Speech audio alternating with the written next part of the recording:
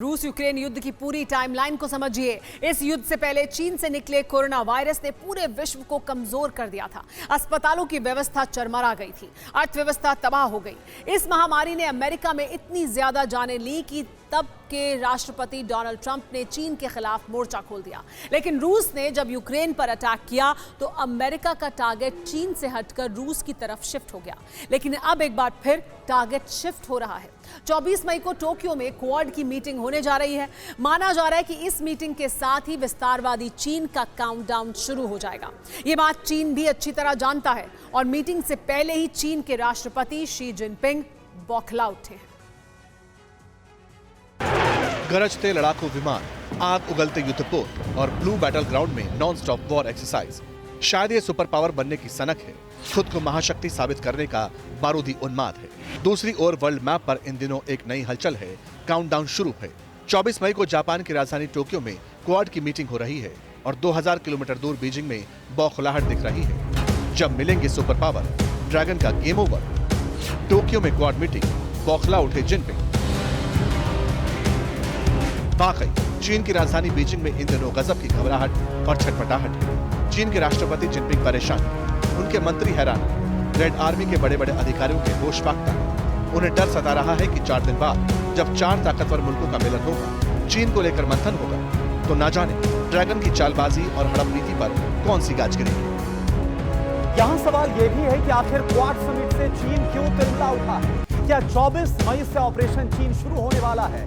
क्या दूसरों की जमीन हड़पने वाले ड्रैगन की उल्टी गिनती शुरू हो चुकी? दरअसल 24 मई को टोक्यो में क्वाड लीडर्स के बीच चौथा पारस्परिक संवाद होगा, जिसमें प्रधानमंत्री मोदी के अलावा अमेरिकी राष्ट्रपति जो बाइडेन, जापान के प्रधानमंत्री फुमियो किशिदा और ऑस्ट्रेलिया पीएम स्कॉट मॉरिसन हिस्सा ले सकते हैं। इस मीटिंग का मेन फोकस चीन होगा, उसके विस्तारवाद पर लगाम कसने को लेकर गहन चर्चा होगी, क्योंकि पिछले कुछ दिनों से चीन की आक्रामकता बढ़ती जा रही है। खासकर इंडो पैसिफिक रीजन में उसके दखल से कई मुल्क परेशान हैं। वहीं क्वाड ग्रुप की प्रायोरिटी स्वतंत्र और खुले हिंद प्रशांत क्षेत्र को बनाए रखना है। वैसे ये पहली बार नहीं है कि क्वाड समिट को लेकर बीजिंग में बौखलाहट दिखी। पहले भी जब कभी क्वाड देशों की बैठक हुई तो चीन तिलमिला उठा, क्वाड को छोटा नाटो बताता रहा और जिनपिंग के मंत्री खुड़की देते रहे। इस बार भी चीन के विदेश मंत्री वांग यी ने क्वाड समिट की आलोचना की है। वांग यी ने कहा, क्वाड की मीटिंग बीजिंग के खिलाफ एक नेगेटिव मूड है, अमेरिका और जापान की चीन को उकसाने वाली कार्रवाई है। चीनी विदेश मंत्रालय के प्रवक्ता वांग वेनबिन ने भी कहा कि क्वाड ग्रुप शीत युद्ध और सैन्य टकरावों की आशंकाओं में डूबा हुआ है। यानी चीन के ये बयान और उसका रवैया बताता है कि वो क्वाड समिट के नाम से कितना खौफजदा है।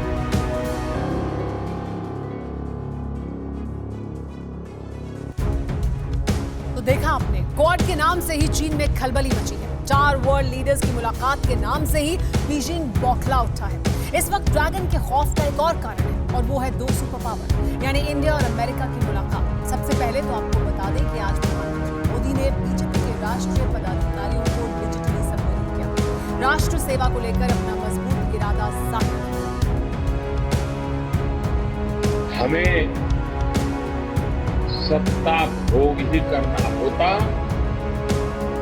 तो भारत जैसे विशाल देश में कोई भी सोच सकता है कि अरे भाई इतना सारा मिल गया, इतना सारा प्राप्त कर लिया, अरे अब तो बैठो आराम करो, चलो यार।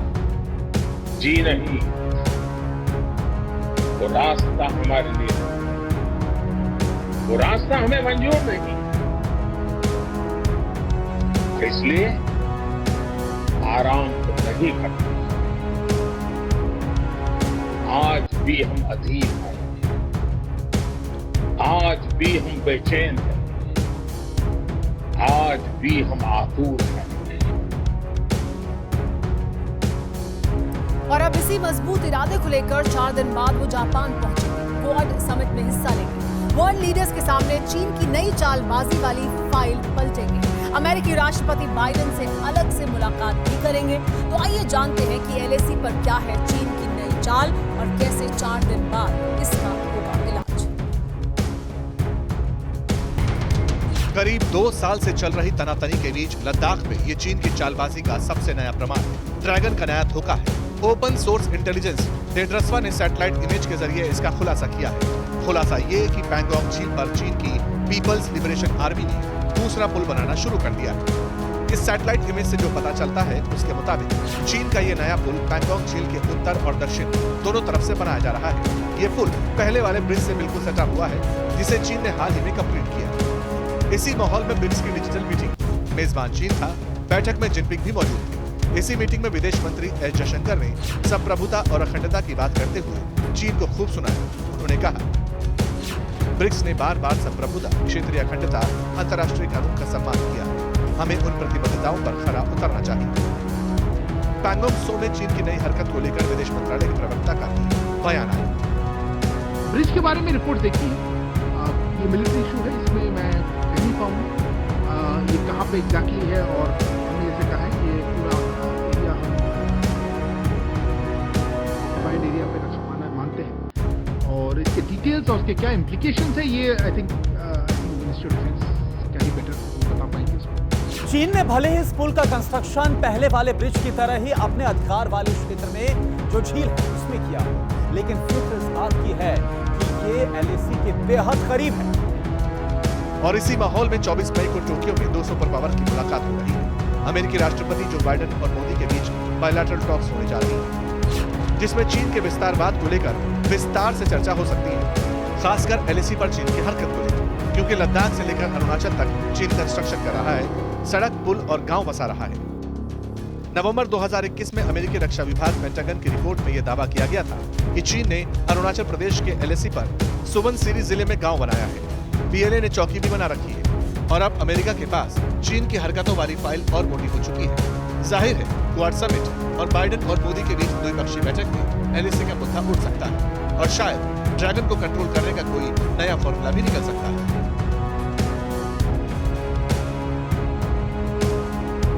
परवाह देश की, सोमवार से शुक्रवार रात 10 बजे TV9 भारतवर्ष पर।